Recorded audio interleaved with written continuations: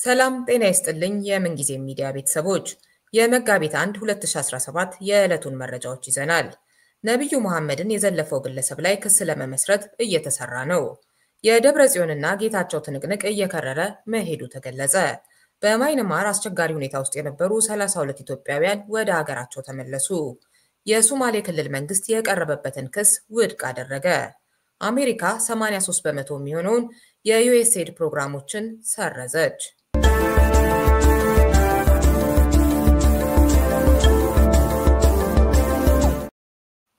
የደብረ ጽዮንና ጌታቸው ትንቅንቅ እየከረረ መሄዱ ተገለጸ። የአካባቢውን ሁኔታ የሚከታተሉ ምንጮቻችን እንደነገሩን በአቶ ጌታቸው ረዳ የሚመራውን ጊዜያዊ አስተዳደር ለማፍረስ እነ ዶክተር ደብረ ጽዮን የጸጥታ ኃይሉን እየተጠቀሙ ነው።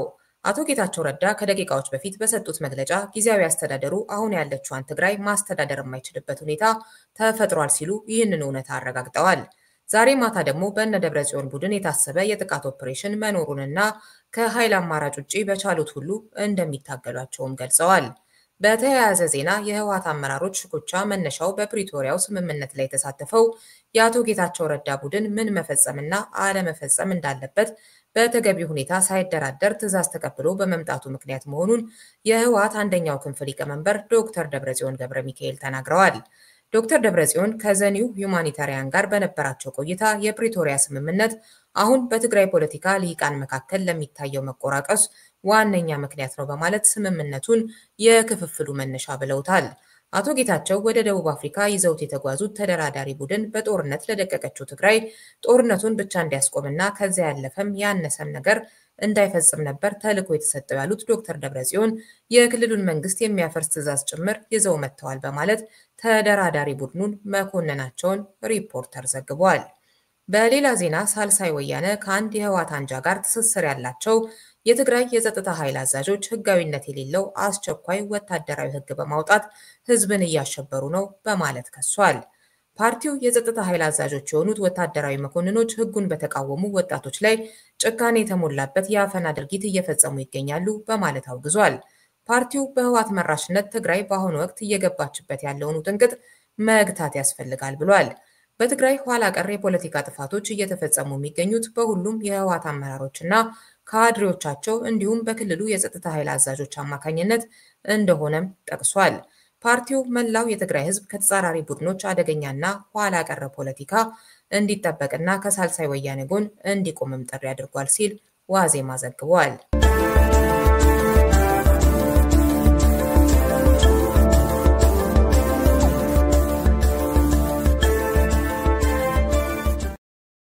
የኢትዮጵያ እስልምና ጉዳዮች ጠቅላይ ምክር ቤት የፌዴራል መጅልስ ነብዩ መሐመድና እስልምናን የዘለፈው ግለሰብ ላይ ክስ ለመመስረት የሚያስችለውን ቅድመ ዝግጅት ማጠናቀቁን ገለጸ።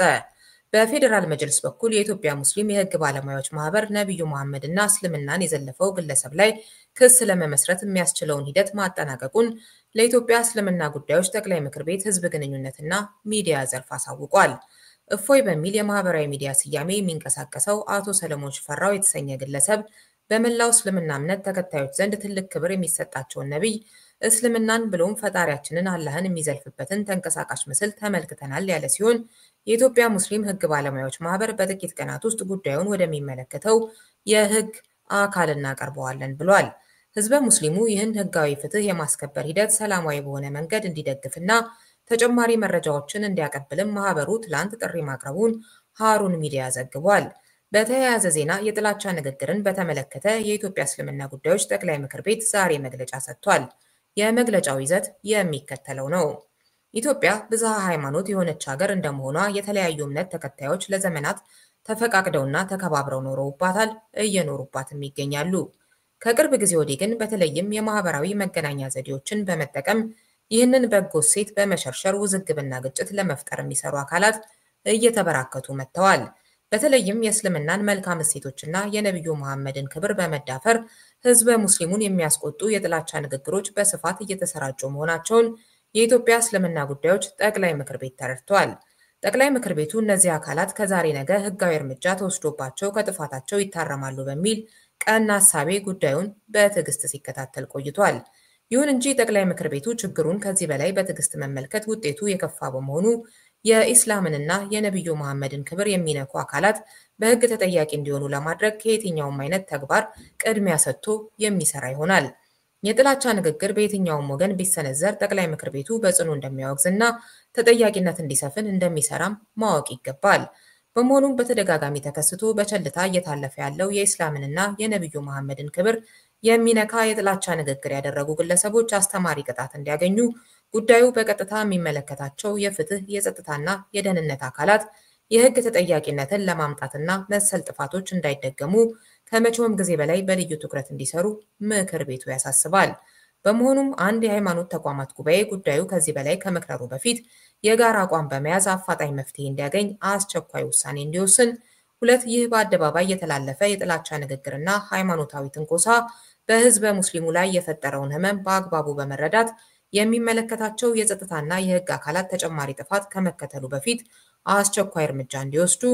3. የሰሞኑ የጥላቻ ንግግር ምንጩ የተራ ግለሰብ ቢመስልም ከጀርባው የአጀንዳና የሐሳብ ተጋሪዎች ያሉት በመሆኑ ህዝባዊ ቁጣ ከመቀስቀሱ በፊት የሀገርና የህዝብ ጉዳይ ያገባናል የሚሉ ሁሉ ከጠቅላይ ምክር ቤቱ ጋር በመቆም ትንኮሳውን እንዲያወግዙ፣ እንዲሁም ወቅቱ በሙስሊሞችና በኢትዮጵያ ኦርቶዶክስ ተዋሕዶ አማኞች የጾም ወቅት እንደመሆኑ እንዲህ አይነት ከሃይማኖትና ከኢትዮጵያዊነት እሴት ያፈነገጡ የጥላቻ ንግግሮች የሚገሰጹበትና የሚታረሙበት የጽሞና ወቅት እንዲሆን ጥሪያችንን እናቀርባለን። ጠቅላይ ምክር ቤቱ የእስልምና አንኳር እሴቶችን በተለይም የፈጣሪያችንን አላህ፣ የነቢያትን፣ የመለኮታዊ መጻሕፍትንና የደጋግ ተከታዮችን ክብር የሚያጎድፉ ማንኛውም አይነት የጥላቻ ትንኮሳና ድርጊት በህግ አግባብ እንዲታረሙ ተቋማዊ ኃላፊነቱን የሚወጣም ይሆናል። ለእውነተኛ ሰላምና አብሮነት የሚቆረቆሩ አካላት ሁሉ ድርጊቱን እንዲያወግዙና ለፍትህ እንዲሰሩም ጠቅላይ ምክር ቤቱ በድጋሚ ጥሪውን ያቀርባል ሲል መግለጫውን አጠናቋል።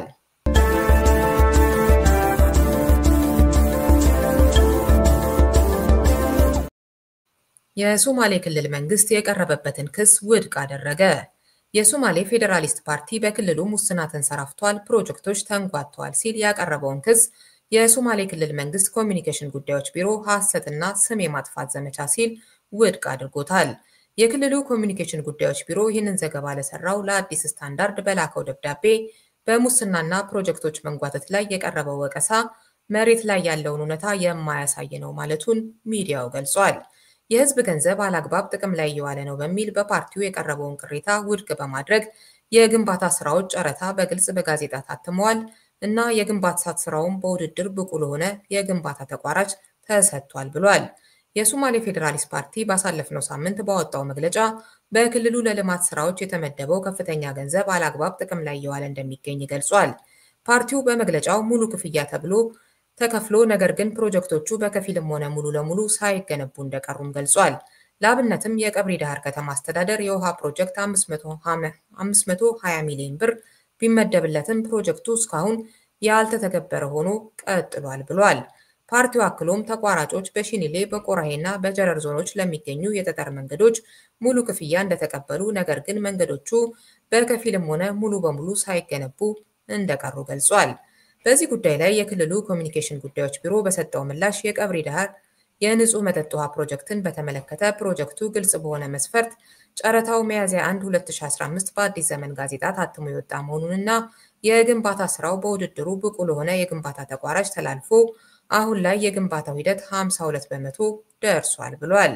በተጨማሪም ከመንገድ ግንባታ ጋር ተያይዞ በሽኒሌ ወረዳ የክልሉ መንግስት የሚያስገነባቸው የመንገድ ፕሮጀክቶች የሉም ሲል ገልጿል። ከድሬዳዋ ሽኒሌ በሚል የተጠቀሰው የ7 ኪሎ ሜትር የአስፓልት መንገድ በአሁኑ ሰዓት 95 በመቶ ተጠናቆ በቅርቡ የሚመረቅና የስራ ሂደቱንም ማንኛውም አካል መጥቶ ሊያየው የሚችል መሆኑንም አስረድቷል።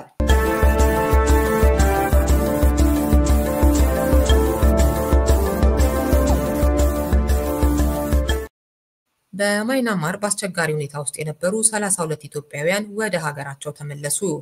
በማይናማር በሚገኙ የሳይበር ወንጀል ካምፖች በግዳጅ ሰራተኝነት ተይዘው የነበሩ 138 ኢትዮጵያውያን ተለቀው ወደ ታይላንድ መግባታቸው ከ15 ቀናት በፊት ተዘግቦ ነበር።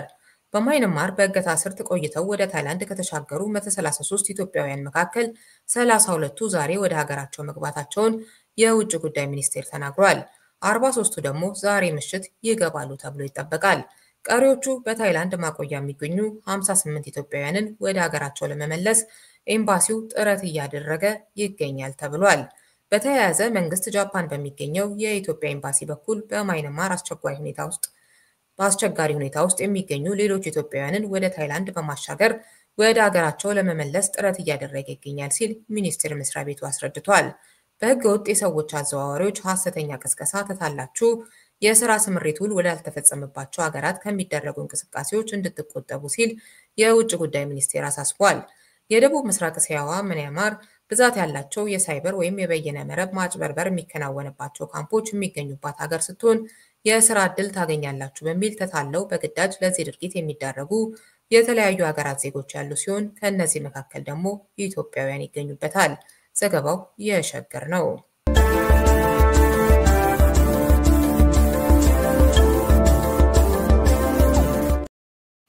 አሜሪካ 83 በመቶ የሚሆነውን የዩኤስኤይድ ፕሮግራሞቿን መሰረዟን አስታወቀች።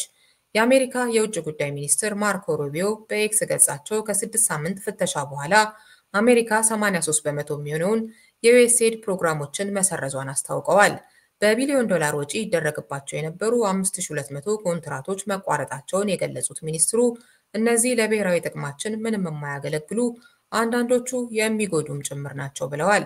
ቀሪ 18 በመቶ የሚሆኑት ፕሮግራሞች ማለትም ወደ 1000 የሚጠጉት በስቴት ዲፓርትመንቱ በሚገባ እየተመሩ የሚቀጥሉ ይሆናል ሲሉም አረጋግጠዋል።